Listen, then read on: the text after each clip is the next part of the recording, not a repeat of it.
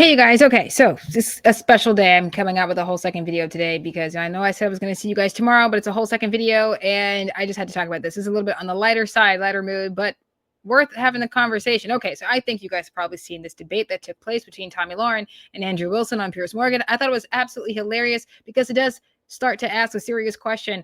So where all these feminists coming from on the conservative side? Like these are just a bunch of closeted feminists. And my question is, were they closeted or were they always just feminists and there was no reason for them to show that side of them? I mean, there was really no reason, in my opinion. That's what we're going to talk about right now, you guys, because I thought the debate was hilarious.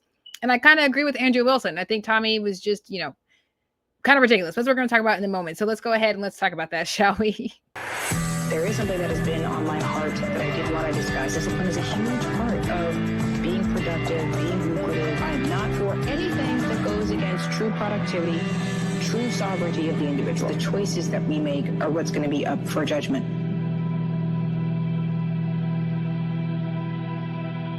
Hey, you guys. Okay, so as I said in the open, we're going to talk about this debate that took place between Tommy Lauren and Andrew Wilson on Piers Morgan. There seems to be more conversation stemming from that debate that took place, and I find it hilarious, frankly. I thought Tommy was a bit ridiculous, and I agreed with Andrew Wilson the entire time. Now, I remember watching Michael Knowles. I think he's one of the good talents off of the Daily Wire, him and Matt Walsh, of course. But as far as Michael Knowles go, I think he asked a very good question. I mean, is it possible that we're heading into that time where we have to start debating the roles of men and women in American society? And I do agree. I think that it's because of what's happened with the transgender situation that we've been forced into this whole situation. So I think that women who are on the right, who are toting a lot of the same feminist jargon that you heard from women on the left for quite some time, I don't think that this is a brand new thing. I don't think that they were ever closeted. I just don't think that there was ever really a reason for them to share those views. Now, is it because they're becoming more public that they're closeted? I don't know. But frankly, I think the women on the right who hold these very feminist views are kind of losing their minds, yo. And they're going crazy. They're going crazy.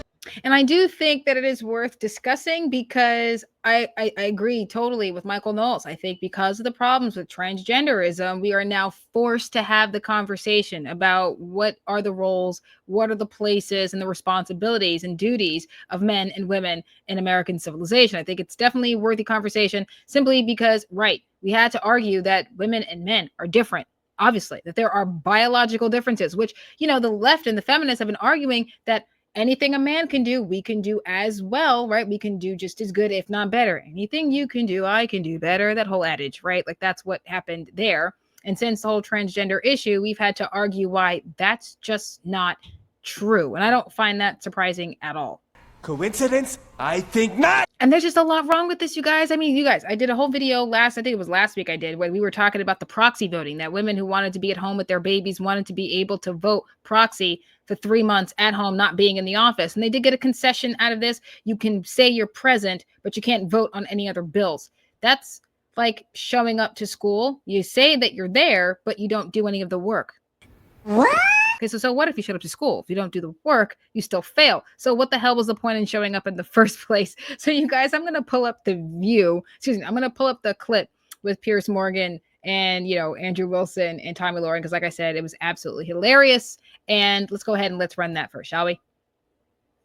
All right, you guys. So this is the clip here. I think you guys have already seen this, but I get a kick out of it. I absolutely love it. And I think Andrew Wilson was absolutely right. Look at that smile Andrew got on his face. It's just perfect. Let's go ahead and let's run it, shall we?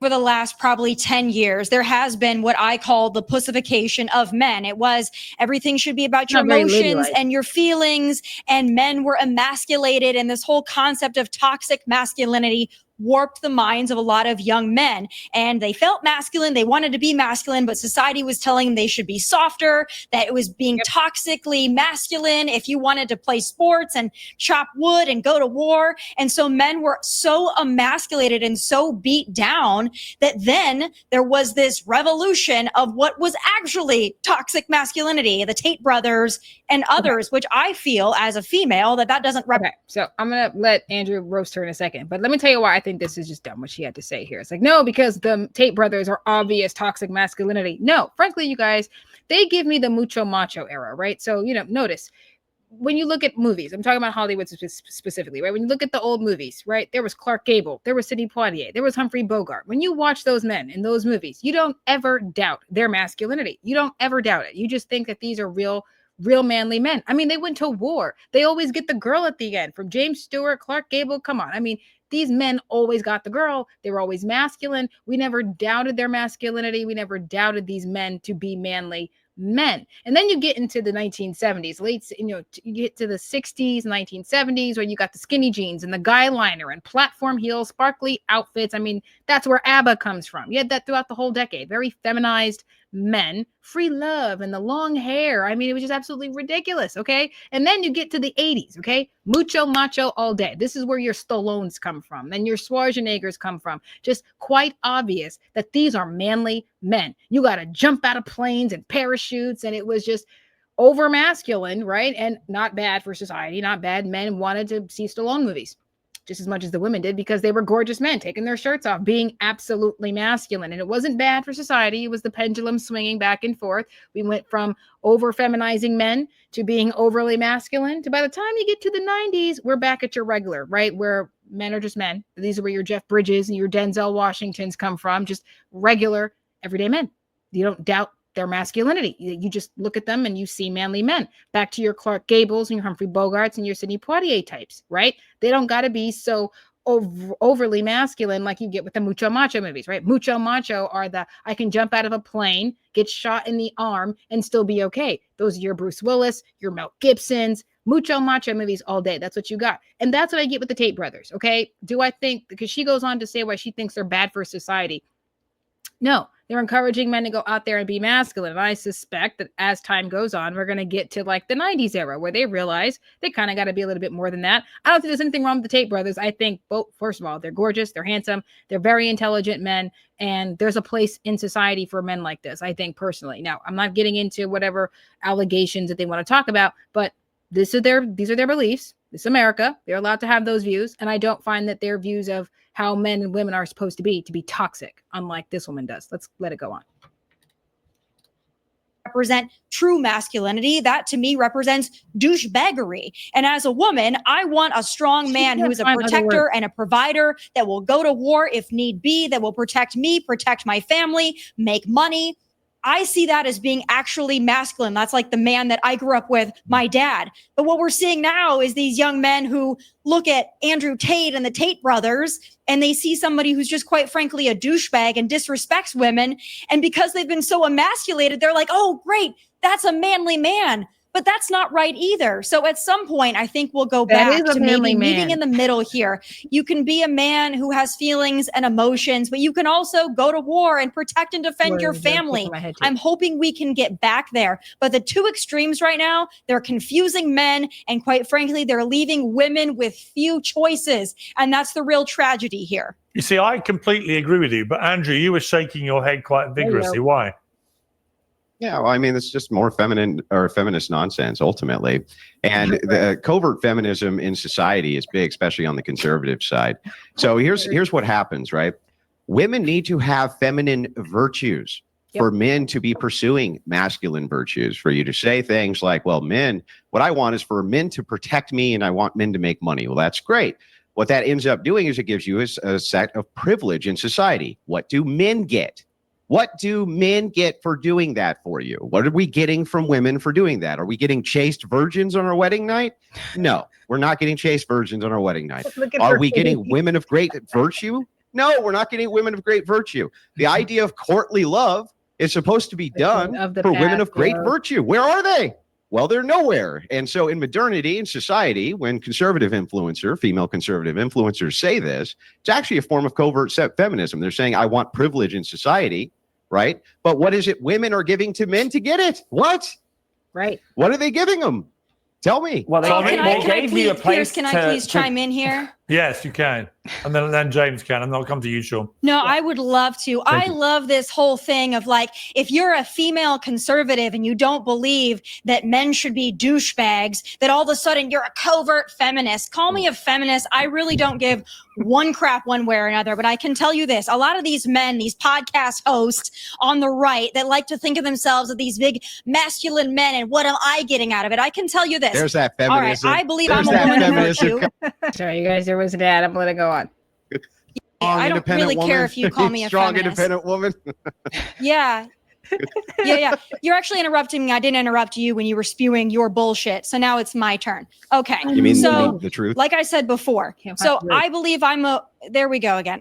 Pierce, I'm a woman of virtue. I happen to be independently successful. I have a husband who's not only a former professional athlete, but is currently a professional baseball coach. So is he not a masculine man? I mean, I'm confused here. What's your concept of a masculine man? Mine is a man who respects me.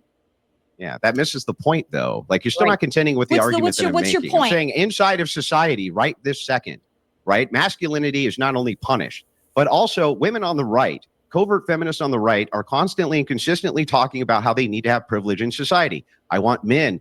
Their version of masculinity is men who take care of us, men who protect us, men who do all of this. Those are all duties that men have towards women. Yes. Great. What are the duties that women have towards men? What are the duties that women have towards anything? What do men get out of this arrangement? What are we getting out of this arrangement? Can you tell me?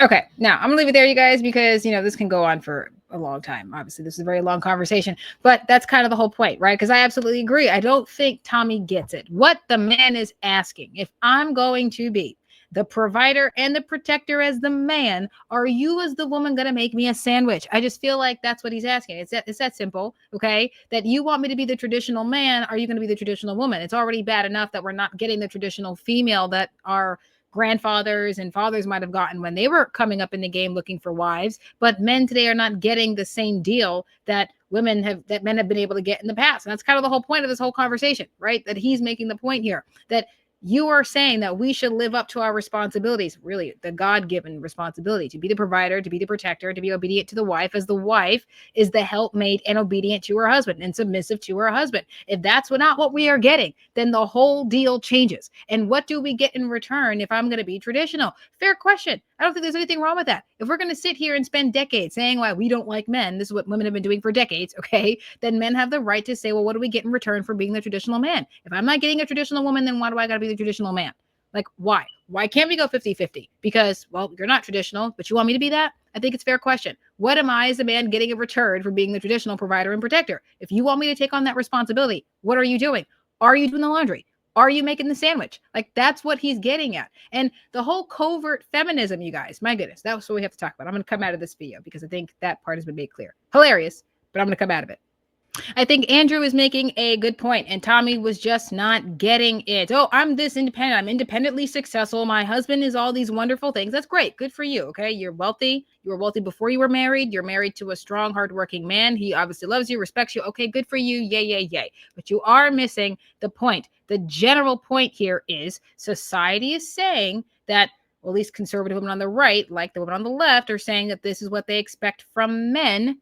So this is what you expect from them. What can men expect from women? And that's a part of the conversation. And again, I think we got here because of the transgender issue. Okay. We have been debating the differences between men and women since the whole crazy thing became society at large, right? I mean, we just started to accept the nonsense and the crazy of transgenders, and now we have to correct that wrong, which forces us into the debate about the differences between men and women, from physical strength to responsibility at home and in society. Like, what is that? What is it supposed to look like? And for years, the left, the feminists, they have just completely warped modern women. And then we talk about the covert feminism on the right. We obviously saw this with the proxy voting, right? They want to be able to have it all, be at the office or have the job, while also maintaining their responsibility at home as wives and mothers, as if there aren't choices you have to make here. I can't work with these. Okay? You don't want to sacrifice anything to get all of the privileges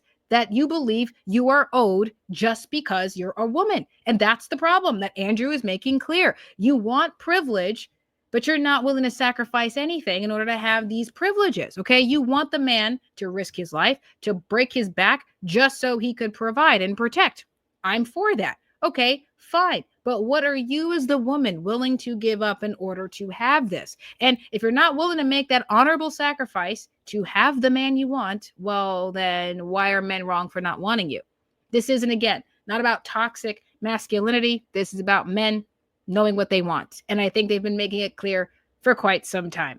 Are you really conservative if you can't even get behind the traditional roles of the woman? Because frankly, if conservative principles is about maintaining traditional values, then that's what that's supposed to be about. Now, you guys get in the comment sections and let me know what you thought about the whole debacle, because I thought it was hilarious. Tommy was getting on my nerves. I agree with Andrew. I laughed the whole way through. Yeah, your feminist is showing, and it's kind of irritating. How are you calling yourself a conservative? But then she's also pro-choice. So she's a pro-choice closeted feminist. Is she really a conservative? Megyn Kelly, she, again, I don't like Megyn Kelly either, you guys. I don't like her either. And I think she, like Tommy, very closeted feminist, and maybe it's not closeted or even covert. There was never any reason for them to come out and defend women's rights, because I think as women, we understood we could do anything, right? All these opportunities exist. You can go get jobs, you can build businesses, you can go for career or not. You have those choices. And so there was no reason to argue until the transgenderism started to impede on our opportunities, where now it's a conversation as to what are the traditional roles of women in America, okay? Is it really career, or is it the home? Tommy, all the man is asking is that if you want me to be a provider and protector, are you going to make him a sandwich? It's that simple. That's what I think he's asking. You get in the comments, you let me know what you think about this, because it's hysterical and well worth talking about. It's really just what it is. Love you guys. I will see you all tomorrow, and I mean that for sure. You'll see you guys tomorrow. Love you. Have a good night. God bless, and Kepla.